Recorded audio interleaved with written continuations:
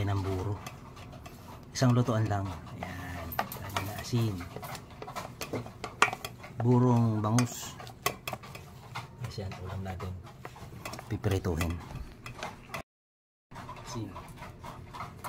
Lalagyan muna ng asin yung kanin.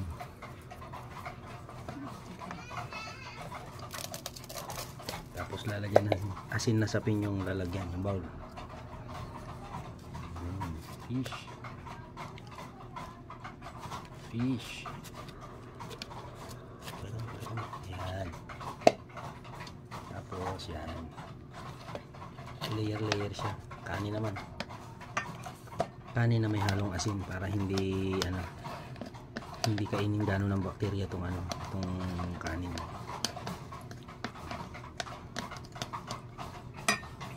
Fish ulit. Alternate lang siya.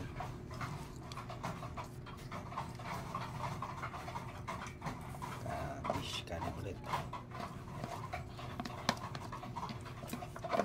3 days yan. After 3 days pwede nang lutuin. Isang lutuan lang yan. Isang ulam lang. Favorite ng mga Ilocanos.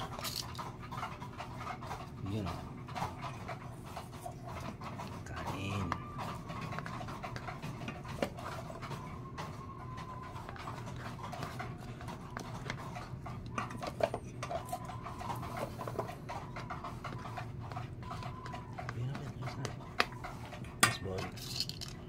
Last but not the least. Yun.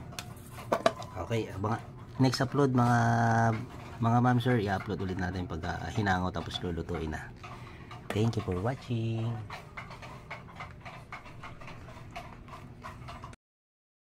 Ito na po yung yung buro natin na ginawa nung last 2 days, pang 3 days na ngayon. Lulutuin na natin siya. Sibuyas lang siya saka bawang. Let's go, lutuin na po natin. Amoy muna natin pala. Sakto lang. Pwede na pagsabay na.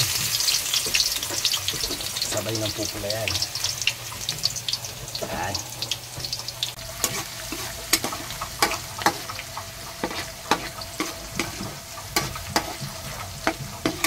Tignan natin itong ayan na. Pula na. Lalagyan natin yung buro. Yan. Nipis lang.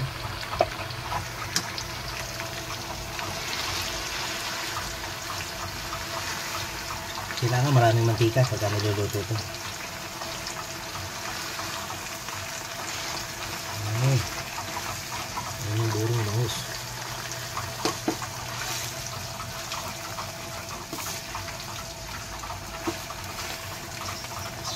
Titikman natin kung masarap. Sausaw na lang gulay tapos mga isda, pinaritong isda.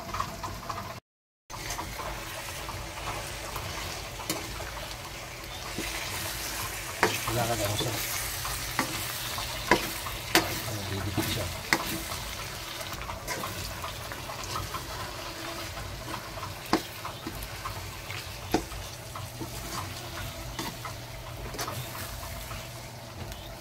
Mga Ilocano po kumakain karamihan nito, tsaka mga Kapampangan.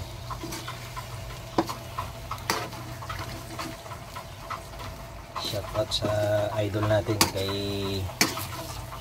good morning kay Sir Romy Katakutan. Lagi siya nagluluto nito.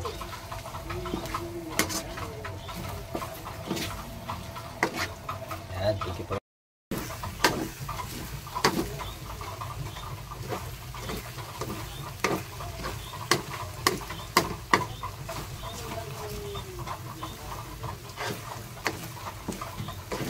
Sarap!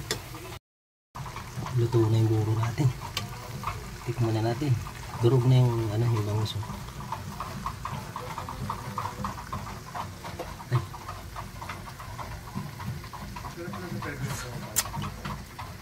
Masim-masim. Kaya masarap yung sausawan ng gulay tsaka pinaritong isda. Thank you for watching.